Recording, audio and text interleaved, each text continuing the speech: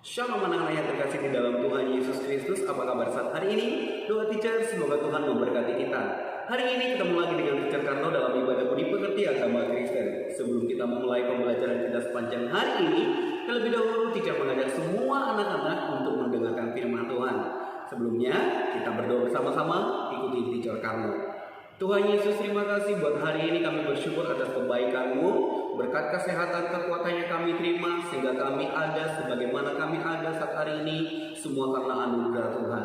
Kami mau mendengarkan firman Tuhan. Tuhan tolong kami supaya kami boleh mengerti firman-Mu dan melakukannya dalam kehidupan kami.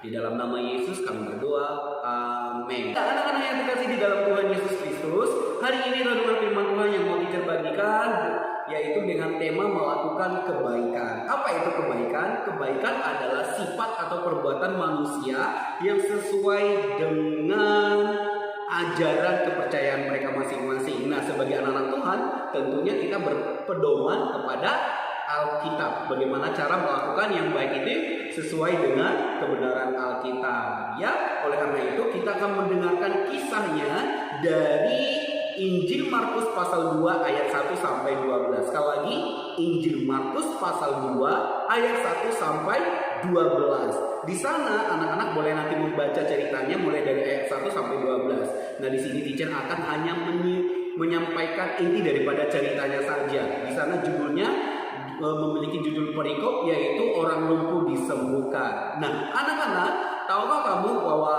di dalam Kamus Besar Bahasa Indonesia, lumpuh itu berarti tidak memiliki kemampuan atau tenaga atau anggota tubuhnya ini tidak berfungsi dengan baik, sehingga dia dikatakan lumpuh. Nah, anak-anak, pada saat itu Yesus sedang berbicara kepada banyak orang. Tidak ada lagi tempat untuk boleh masuk ke rumah, karena pada saat itu ketika mereka mendengar Yesus tiba di tempat itu, mereka langsung datang berbondong-bondong. Mereka datang banyak, sampai di depan pintu pun banyak, di halaman pun banyak orang. Nah, pada saat itu juga ada seorang lumpuh yang ingin Tuhan sembuhkan. Nah, bagaimana dia supaya sembuh? Nah, dia pasti perlu pertolongan orang lain.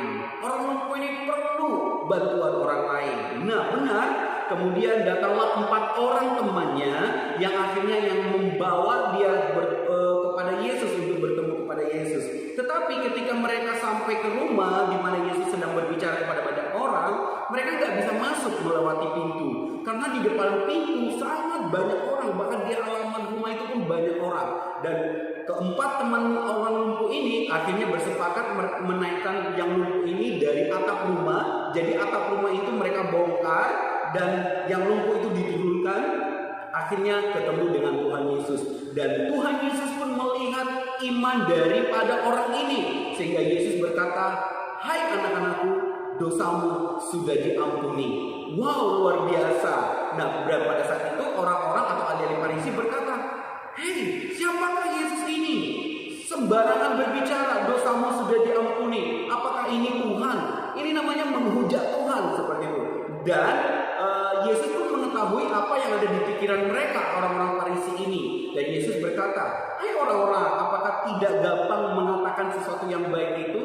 Hai anak, dosamu sudah diampuni, daripada berpikiran yang tidak baik." Nah, Yesus menegur mereka atau menasihati mereka supaya berpikiran yang benar. Kenapa? Kenapa mereka mengatakan, "Siapa ini Yesus ini kok berbicara seperti itu, dosamu sudah diampuni?" Karena apa? Orang-orang pada saat itu tidak percaya bahwa Yesus itu adalah Tuhan, ya.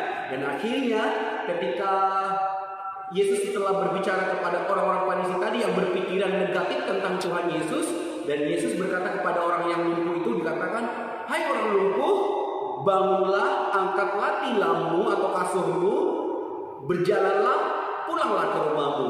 Dan akhirnya dia pun sembuh dengan mujizat, dengan kuasa yang luar biasa dari Tuhan Yesus.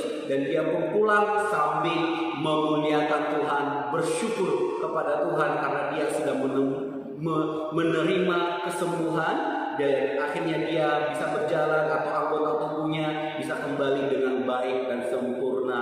Nah, anak-anak, orang yang lumpuh ini tadi bisa sembuh karena ada pertolongan dari teman-temannya. Nah, apa yang menjadi pesan Tuhan bagi kita anak-anak? Teacher ambil dari Markus pasal 2 ayat yang ketiga dikatakan, ada orang-orang datang membawa kepadanya seorang lumpuh digotong oleh 4 orang. Jadi ada orang-orang datang membawa kepadanya seorang lumpuh digotong oleh 4 orang. Jadi kita sebagai anak-anak Tuhan, kita harus saling tolong menolong. Supaya apa? Supaya ada kesembuhan atau orang lain diberkati oleh Tuhan. Nah, apa yang menjadi pesan Tuhan bagi kita anak-anak? Yaitu jangan lupa untuk melakukan kebaikan. Ini menjadi renungan firman Tuhan yang boleh teacher bagikan untuk kita semuanya. Semoga anak-anak teacher diberkati oleh Tuhan dan belajar kita bersama-sama. Teacher, kamu, kita semuanya belajar melakukan kebaikan. Demikian renungan firman Tuhan yang boleh teacher bagikan. Sama-sama kita berdoa. Tuhan Yesus, terima kasih buat hari ini. Kami bersyukur kami sudah mendengarkan firman Tuhan. Kami akan belajar melakukan kebaikan kepada orang-orang yang ada di sekitar kami, terlebih kepada saudara-saudara kami dan papa mama. Terima kasih Tuhan. Kami berdoa mengucap syukur. Kami masuki hari yang baru ini di dalam nama Tuhan Yesus Kristus. Amin. Oke anak-anak, sampai di sini pertemuan kita. Teacher mengucapkan Tuhan Yesus memberkati. Bye-bye.